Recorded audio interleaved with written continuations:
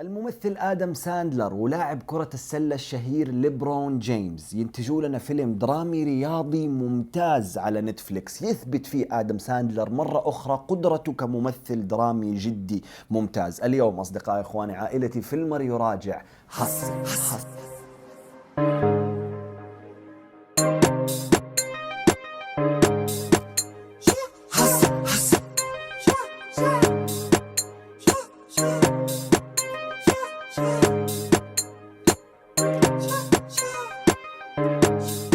Stanley Sugarman. I'm a scout for the 76ers.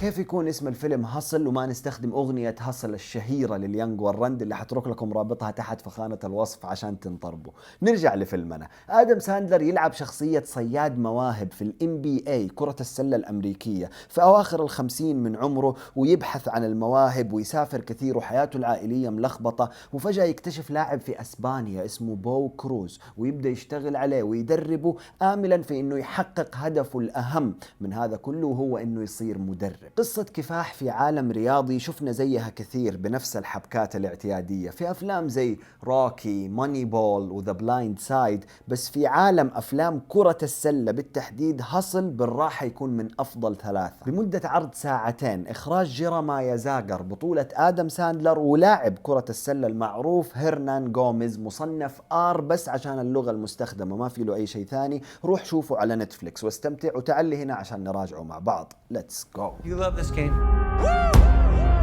I mean, love it with your whole heart.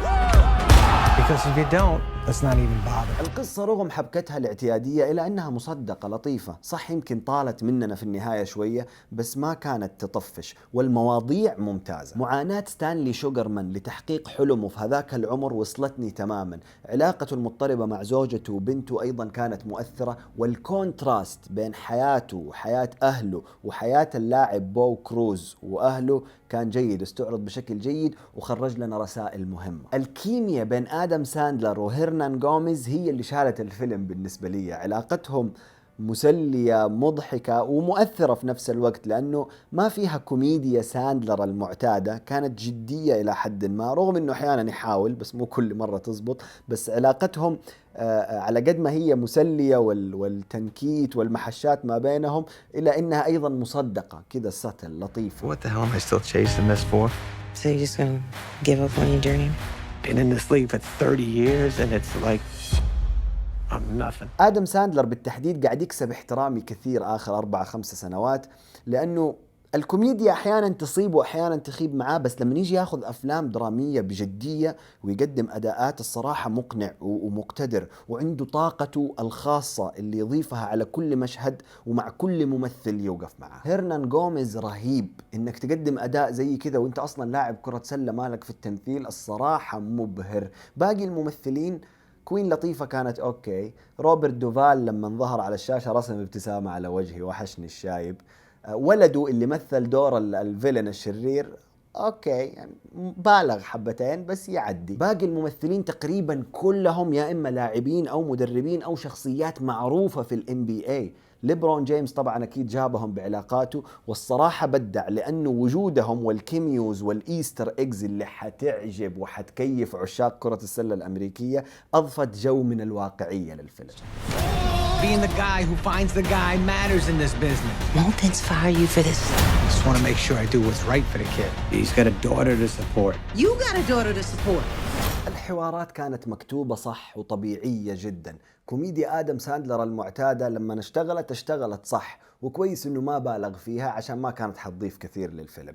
اخراجيا الفيلم ممتاز، احس الفيلم ما كان يحاول يكون شيء ما هو ما كان يحاول يعطيك لقطات بزوايا غريبة واشكال جديدة، وتشيز تمام رهيب. التصوير واللقطات ناسبوا الجانرا والقصة. بس لو في شيء واحد رهيب جدا ممكن ارجع اشغل الفيلم هذا عشان اشوفه واتعلم منه، هو الايديتنج واستخدام المونتاجات بشكل فعال. في بداية الفيلم في مونتاج عرفنا على الشخصية الرئيسية في وقت قصير وبشكل سريع ومسلي. التريننج مونتاج اللي في نص الفيلم خرافي رغم طوله شوية، إلى أنه خرافي.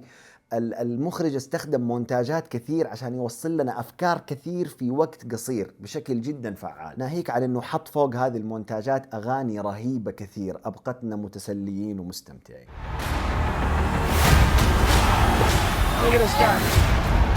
We come to Philly, your whole world's gonna change overnight. ختاما يا أصدقاء، هاسل كان دراما رياضية حقيقية مسلية بأداءات جيدة، يمكن كانت تقدر تكافئنا أكثر بس بالتأكيد ما خرجتنا خائبين. لذلك تقييم فيلمر لهاسل هو 8/10. So let me ask you again. Do you love this game?